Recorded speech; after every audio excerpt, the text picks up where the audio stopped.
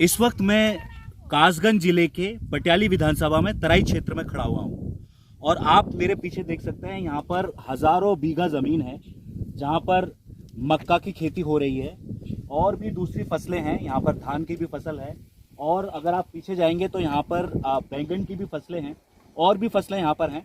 आप ये देखिए कि जो चीज़ मैं आपको दिखाना चाहता हूँ वो ये है कि ये जो लकड़ी के माध्यम से और फूस के माध्यम से ये एक चीज़ बनाई गई है जिसको लोकल लैंग्वेज में या ब्रज भाषा में कह लें तो टांड कहते हैं। इसको लकड़ी के माध्यम से बनाया जाता है। आप आगे आ जाइए। इसको ये यहाँ पर ये देखिए इस तरह के ये खंबे लगाए गए हैं और खंबे के ऊपर जो है वो फूस से और दूसरे पत्तियों से इसको बनाया गया है। इसका काम क्या होता है? इसका काम यह है कि इसको थोड़ा सा ऊंचाई पे बनाया जाता है और जो हमारे खेत के मालिक होते हैं या खेत की रखवाली करने वाले होते हैं वो इस पे चढ़ जाते हैं और पूरे खेत की रखवाली करते हैं। आप ये देखिए ये मक्का का खेत है। यहाँ पर ये मक्का का खेत है।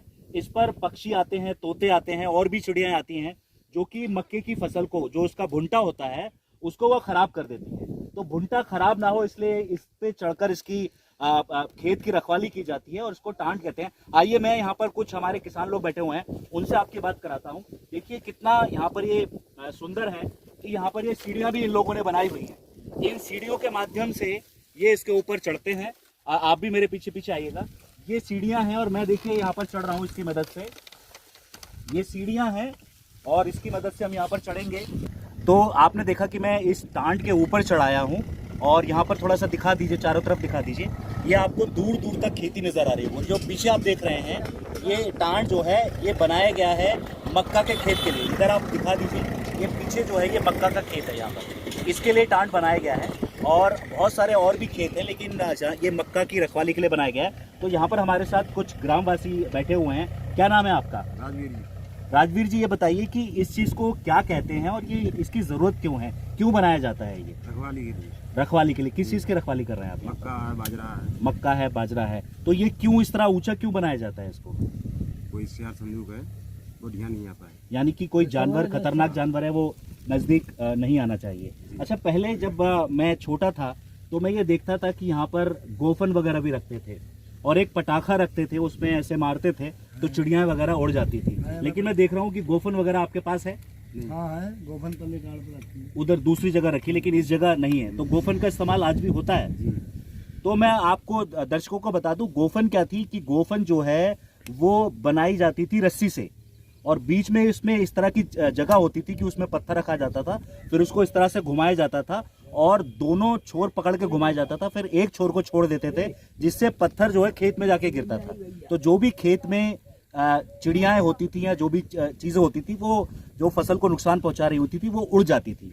वो किसी पक्षी को नुकसान पहुंचाने के लिए नहीं होता था, लेकिन उसका मकसद इतना था कि जो भी पक्षी वगैरह खेत में बैठे हुए हैं वो थोड़ा सा उड़ जाते थे और फसल का नुकसान नहीं होता था। तो ये बताइए कि आज हर खेत के लिए ऐसा बनाया जाता है या खास मौसम में इसको बनाया जाता है?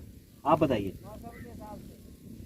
जैसे गेहूं की खेती करते हैं तब भी बनाना पड़ता है और अब ये मक्का, बाजरा, धान की खेती करते हैं तब भी बनाना पड़ता है। अच्छा, जो आजकल ये आवारा पशुओं की समस्या आ रही है तो क्या उसमें भी ये काम आता है? हाँ। तो आप ऊपर बैठ के दिन रात रखवाली कर सकते हैं। तो किस हिसाब से आप घर में आपके और भी परिवारजन होंगे तो क्या ड्यूटी किस तरह से यहाँ लगाते हैं? ड्यूटी का खाना वहाँ से आता दूसरे है। गांव के, हम दूसरे गांव के हैं, कभी जी रहते हैं कभी हमें। अच्छा, तो बारी बारी से आप लोग यहाँ पर जो है वो ड्यूटी लगाते हैं और खाने पीने का इंतजाम कैसे होता है? घर जाकर खाते हैं। घर जाके खाते हैं, फिर यहाँ कोई दूसरा रहता होगा या यहाँ खाना आ भी जाता है? जी आता है। तो मैंने यहाँ पर आपको दिखाने की कोशिश की कि ये देखिए बहुत ही मजबूत होता है और जैसे मैंने आपको बताया कि ये लकड़ी के खंभों पर खड़ा हुआ है और इसको देखिए, ये जो है ये सेंटा कहलाता है। जी। ये लोकल लैंग्वेज में सेंटा कहलाता है इसकी मदद से, और ये फूस कहलाता है इसकी मदद से इसको बनाते हैं। इसको छप्पर भी कह सकते हैं और ये बारिश से आपको बचाता है। काफी ऊंचा होता है तो यहाँ पर आपको जानवरों का खतरा नहीं है। दिन रात आप अपनी फसल की जो है सुरक्षा कर सकते हैं, फसल को रखा सकते हैं। मैं देखता था प्रचलन पहले बहुत ज्यादा था, लेकिन अब ये टांड बनाने का सिस्टम जो है वो धीरे धीरे विलुप्त होता जा रहा है, खत्म होता जा रहा है। और मैं जब तराई क्षेत्र में आया तो मैंने देखा कि ये टांड है और मुझे लगा कि आपको दिखाना चाहिए, इसलिए मैंने यहाँ पर ये आपको टांड दिखाने की कोशिश की है। मुझे उम्मीद है कि ये वीडियो आपको पसंद आएगा। एक बार और दिखा दीजिए, इस तरह के देखिए दूर दूर और भी ये जो टांड हैं वो आपको नज़र आ रहे होंगे और हर किसी में ये रखवाली का यहाँ पर काम हो रहा है। मुझे लगता है कि एक खेत मुझे नज़र आ रहा है दूर, जिसमें करेले की शायद वो फसल लगी हुई है और तुरैया और तोरई यानी कि तोरई और करेले वगैरह की फसल है। इधर आप देखिए यहाँ पर बैंगन की फसल हो रही है और भी आप चीज़ें देख रहे होंगे। ये जो आप चीज़ देख रहे हैं, ये जो तिकोना नुमा बना हुआ है यहाँ पर, इसको भुर्जी कहते हैं और यहाँ पर भूस रखा जाता है ताकि इसको बारिश के अंदर किसी तरह से बचा सकें। इसके अंदर कई बार हम उपले या लोकल लैंग्वेज में इसको कंडे कहते हैं, जिसको हमारी महिलाएं खाना बनाने के लिए इस्तेमाल करती हैं, उसको भी इसमें ढक कर रखा जाता है। ये फूस है और फूस जो है वो पानी, जब बारिश का पानी होता है तो फूस पानी को अंदर नहीं जाने देता, उसको नीचे उतार देता है, जिससे चाहे इसके अंदर आप कंडे रखिए यानी कि उपले रखिए या भूस रखिए तो वो सुरक्षित रहता है। तो ये मैं समझता हूँ कि वीडियो आपको पसंद आया होगा। इसी तरह की चीज़ें और भी मैं आपके सामने लेकर आऊँगा। ये बहुत ही खूबसूरत चीज़ है, इससे सुरक्षा भी होती है और जो खेती का नुकसान हो रहा है वो भी बचाया जा सकता है।